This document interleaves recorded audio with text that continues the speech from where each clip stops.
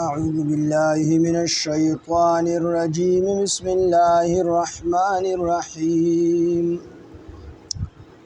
إذ تلقونه بألسنتكم وتقولون بأفواهكم ما ليس لكم به علم وتحسبونه هينا وهو عند الله عظيم ولولا إذ سمعتموه قلتم ما يكون لنا أن نتكلم بهذا سبحانك هذا بهتان عظيم يعدكم الله أن تعودوا لمثله أبدا إن كنتم مؤمنين ويبين الله لكم الآيات والله عليم حكيم إن الذين يحبون أن تشيع الفاحشة في الذين آمنوا لهم عذاب أليم في الدنيا والآخرة والله يعلم وأنتم لا تعلمون ولولا فضل الله عليكم ورحمته وأن الله رؤوف رحيم صدق الله العظيم رب اشرح لي صدري ويسر لي أمري واحلل عقدة من لساني يفقهوا قولي رب زدني علما سبحانك لا علم لنا إلا ما علمتنا إنك أنت العليم الحكيم سورة نور اتلسم سپارہ آیات نمبر 15 إذ تلقونه بألسنتكم وتقولون بأفواهكم ما ليس لكم به علم وتحسبونه هينا وهو عند الله عظيم تلقي إذ تلقونه دا ویلگیږي د یو کس نه خبره اغستل او بل تکول بلا تحقیق او بلا دلیل څه دلیل نشته دی خو بس یو کس خبره وکړله هغه د واغستله بل ته وکړله بل ته وکړله بل ته وکړله خبره چې کوم دی چلیدله خبره چې کوم دی مشهوره شوله او په حقیقت کې د هغې خبرې هیڅ قسمه بنیاد دې ته تلقي ویلی شي یعنی د یو نه خبره اغستل بل ته کول شریعت د دې سخت ممانعت کړی دی چې بالکل داسې خبره دا به نه نقل کوي تر کومې پورې چې په دې خبره باندې تا سره دلیل نی او دلیل څه دی کو د زنا خبرې د زنا تهمت په چا باندې بیا چې څلورو ګواهانو ته د ګواهی نه ده درکړې نو دا خبره مخې ته نه نقل کوي دغه رنګې عامه خبرې نو په هغې چې تاسو ته دوه ګواهان خو هغه ګواهان چې هغه صادقان وي هغه داسې نه وي چې دروغجن یا محدود فی القذف په هغې باندې حد قذف مخکې جاري شوي د هغې ګواهي هم عند الله قابل قبول نه ده هغې ته بیا مردود شهادت ویل کېږي د هغې شهادت هغه رد کړلی شوی دی نو په عامه خبره باندې دوه ګواهان چې ګواهي ورکړي خو دا ګواهان عادلانی نو هغه خبره بیا مخې ته نقل کولی شي بلکې شریعت د دې خبرې هم سخت رد کړی دی چې په کوم څیز باندې سزا مرتب کیږي کوم څیز باندې سزا مرتب کیږي کومه خبره تا ته چا وکړله او په هغې باندې قاضي دته سزا ورکوي نو خیر دی دغه خبره بیا کو تا ولې تشهیر ورکړو څه مسله نشته خبره مشهوره شوله خو قاضي مقرر دی او اسلامي حکومت دی او د هغې لپاره سزا مقرر ده نو چې تا دا خبره مشهوره کړله تا سره ګواهان شته دي قاضي به سزا ورکړي د دغې ګناه سدباب به وشي دغه ګناه به خلک بیا نه کړي خلک به ویري خو د یو خبرې باندې سزا مرتب نه ده هسې ته چې کوم دی پلانګي دا ویل دی او ډینګي دا ویل سزا پرې نه میلاویږي نو دا ته د ګناه دپاره دروازه کولاوه ځکه سزا نشته دی یو کس خبره وکړه لکه پلانګي راولګېد پلانکي قتل کو هغه یو پیر دا خبره واورېده بله پیر یې خبره واورېده پلانکي راولګېد پلانکي قتل کو دویمه پیره دې د دې قتل سره اشنا شو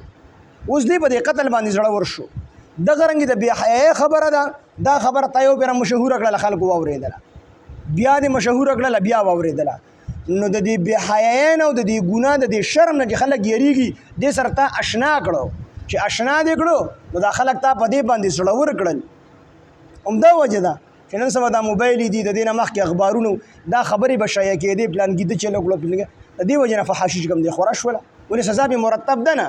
کو سزا وي یو کس له سزا ورکړه په دې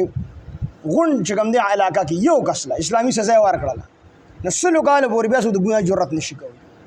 هغه د زنا سزا وي هغه د سرقې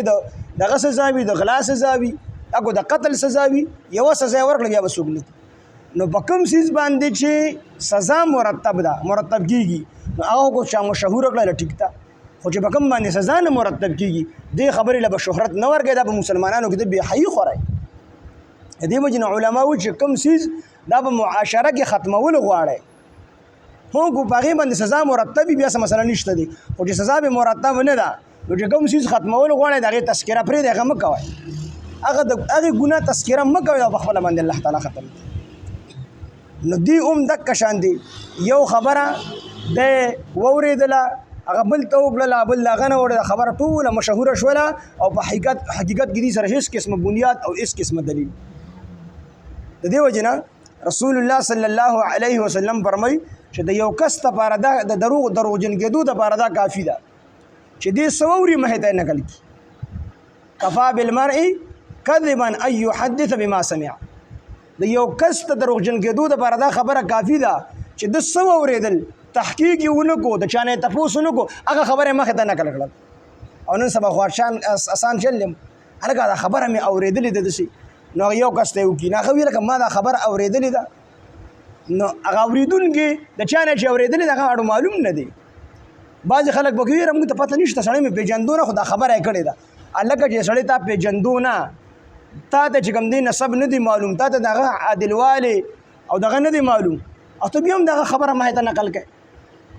نو څوک چې نقل کړي دا سخت ګناهګار دی په دې باندې ډېر سخت وعیدونه راغلي دي نو دک شان دي دغه منافقینو شرچه خوره کړله او بیا پکې بعضي مسلمانان دغه منافقینو بچال ګرالل او اغي دا خبره چې کوم دی تحقیق کې اونګو مهده خوره کړل اذا تلقونه فکم وخت چې تاسو واغستله دا خبره بالسنتکم پخپل جب باندې وتقولون تاسو ویل بافواهکم پخپل خلو باندې ما هغه خبره ليس لكم چې نو د تاسو سره به په هغه خبره باندې علم دلیل گواهان در سره پینو او دا خبره خو چې کوم دی مخه ته خورا کړله وتحسبونه او تاسو ګڼل دی خبرې لره هینا معمولی تاسو خو دا خبر معمولی چې بس یو بل ته وي بل ته وي چې د شکار شوی دی بل ته وي خبره تاسو معمولی ګڼله خدا خبره معمولی نه وا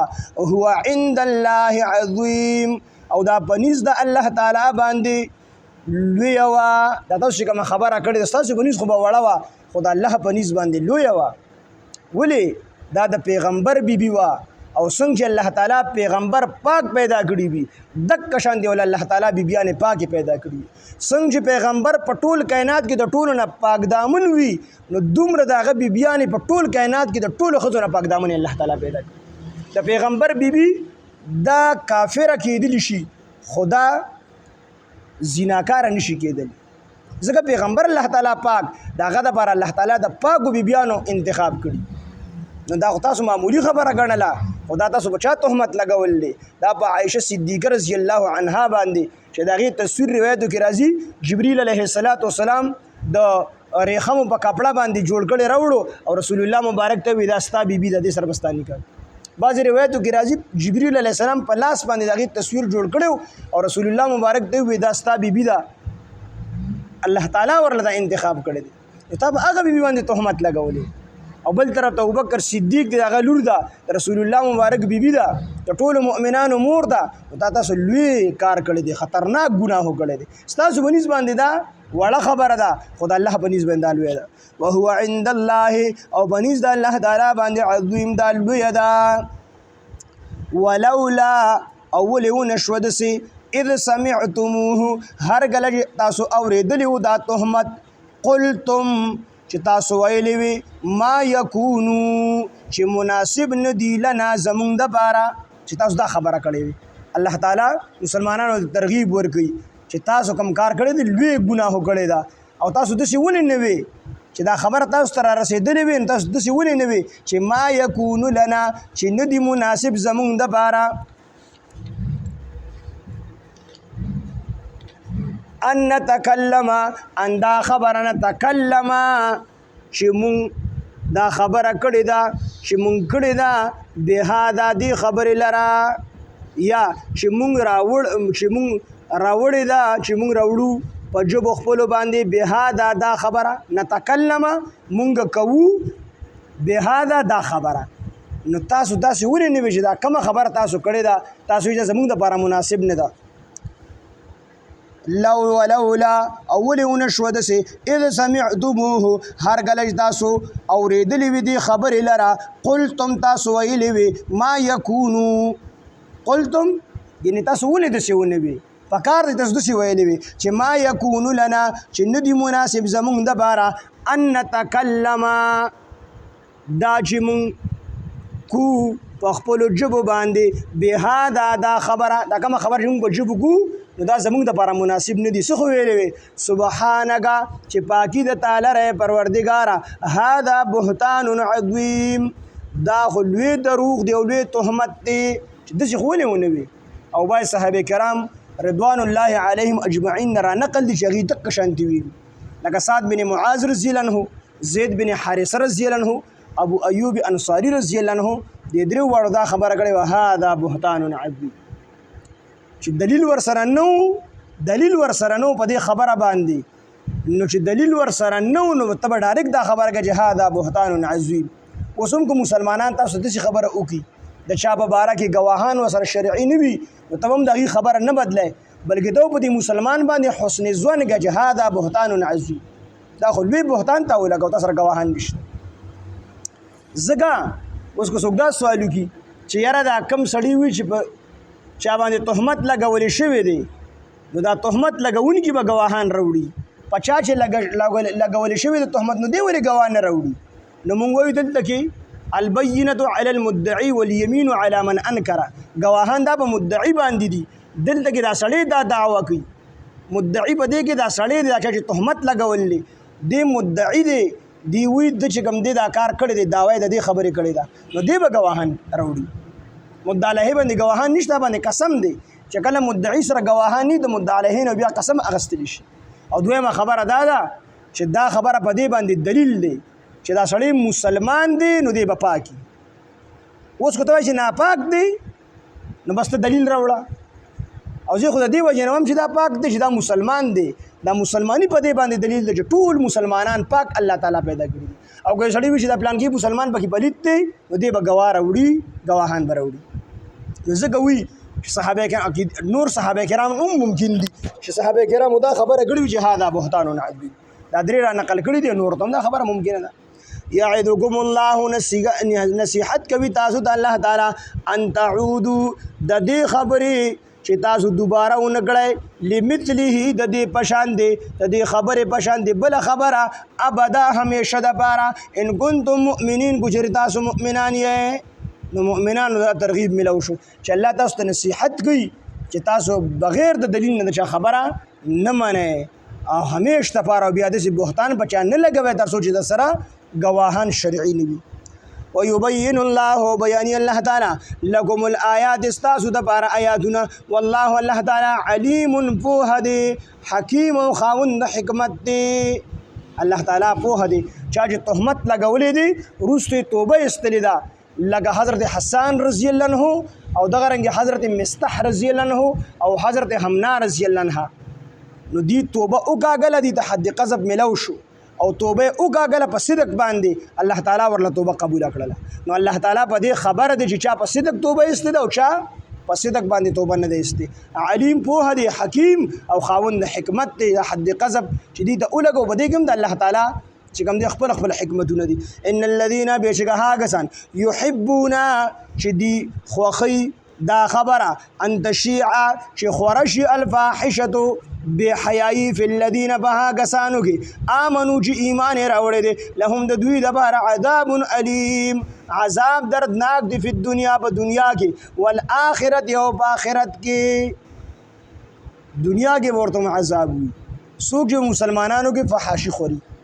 او داسې قسمه فحاشي خبرې خوري بغیر د دلیل نه. دنیا کې دا عذاب دی چې حد قذف په ورته لګي او آخرت کې دا عذاب دی چې همیشه د پاره به ورته ځي. چې کوم خلکو توبه اون باسله نو دی به چې کوم دی جهنم کې به الله تعالی د دې سزا ورکړي. بلکې روایتو کې راځي چې چا په یو مسلمان باندې تهمت ولګاو په ورځ د قیامت روضة الخبال د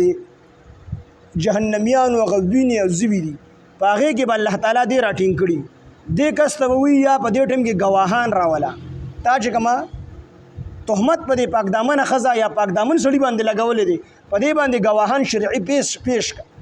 کو ګواهان د سره ني د غنم 2 دانو له غوټې ورکړه. دا به الله تعالی یو ناممکنه خبره کوي. نو دې به د جهنميانو هغه وینو زو کې ولاړي په جهنم کې او الله تعالی به ورته وایي چې یا ګواهان راوړه او ګواهان در سره ني د غنم 2 دانو له غوټې ورکړه. د غنم 2 دانو له څو غوټې ورکولی شي. جهنم کې به دک عذاب او نور عذابونه به ډېر راغلي.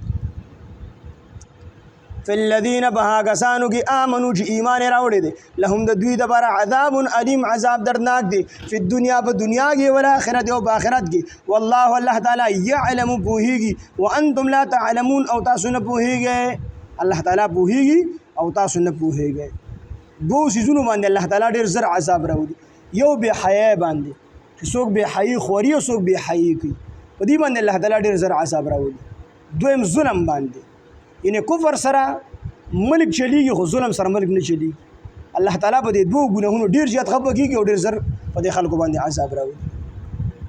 ولولا فضل الله کو چېرې نه فضل د الله تعالی علیکم په تاسو باندې مسلمانانو ته وي ورحمته او رحمت هغه نه وي مسلمانانو ته. حضرت حمنا رضی الله عنه حضرت حسان او حضرت مستح رضی الله عنهم دی ته وی کو چېرې تاسو باندې د الله تعالی فضل او رحمت نه وي نو تاسو به هم د عبدالله ابن ابی ابن سلول په شان دی توبه نه وه ایستلې د زړه نه بلکې به د خپل ګناه باندې به همیشه قایم او دایم پاتې شوی وای نو همیش دپاره به چې کوم دی جهنم ته تللی وای. نو دا د الله تعالی فضل چې په دنیا کې تاسو ته د توبې توفیق درکړو مسلمانانو ته او بیا د توبې قبوله کړله او د هغې د وجې نه الله تعالی د آخرت هغه عذاب هغه ختم کړو تاسو یې معاف کړلی. ولولا فضل الله کو چېرې فضل د الله تعالی علیکم په تاسو باندې ورحمته او رحمت ته هغه وان الله بېشک الله تعالی رؤوف ډېر مهربان دی رحیم او رحم کوونکی دی. الله تعالی چې څنګه د حضرت عایشه صدیقه رضی الله عنها د براءت اعلان کړی دی قرآن مجید کې نو دقه شان دی دغه صحابه کرامو د توبې د قبولیت اعلان الله تعالی کړی دی چې د دې توبه الله تعالی قبول ده او دې په دې باندې قبول ده او دی باندې په آخرت کې هیڅ نشته. اذ تلقونه په کوم وخت چې تاسو واغستله دا خبره بألسنتکم یعنې تهمت مو واغستو بألسنتکم په خپلو ژبو باندې وتقولون او تاسو ویل بافواهکم په خپلو خولو باندې ما هغه خبره لیس لکم چې نو لیس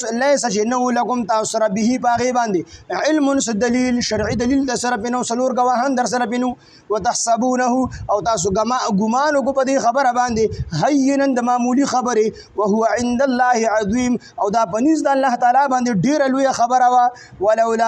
ولولا اول ونشو دسې ان سمعتموه هر کله چې تاسو اورېدلې وه دا خبره ده تهمت مو اورېدلې وي قلتم چې تاسو ویلې وي ما یکونو لنا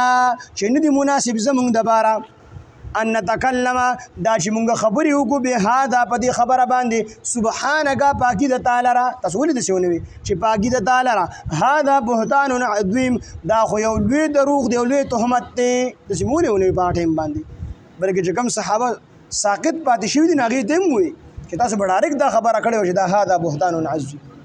چا خو پکې عیسی اخیستی چا عیسی نه دی اخیستی خو بالکل چپ پاتې شوي دي نو هغې ته هم د ترغیب دی چې تاسو په دغه ټایم کې تاسو له دا پکار چې هذا بهتان عظیم ویبین الله او بیاني الله تعالی ان یعدکم الله نصیحت کوي تاسو ته الله تعالی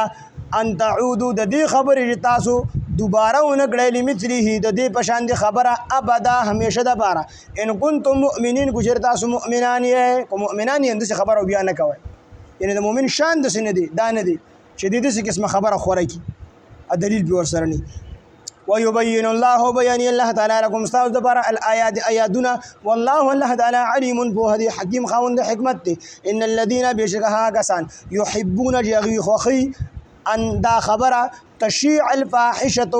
چې خورشي په حاشي په حیاي فی الذین بهاګسانو کې امنو چې ایمان راوړل لهم دا غوی د بار عذاب علیم عذاب دردناک دی په دنیا په دنیا کې او آخرت او په آخرت کې لکه د عبد الله ابن ابي ابن سلول په شان دي دنیا کې هم حد قذف دو پیره ولګي او آخرت کې بدر پر همیشه عذاب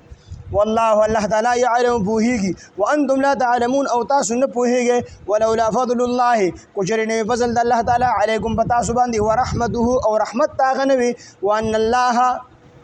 او بشک الله تعالی رؤوف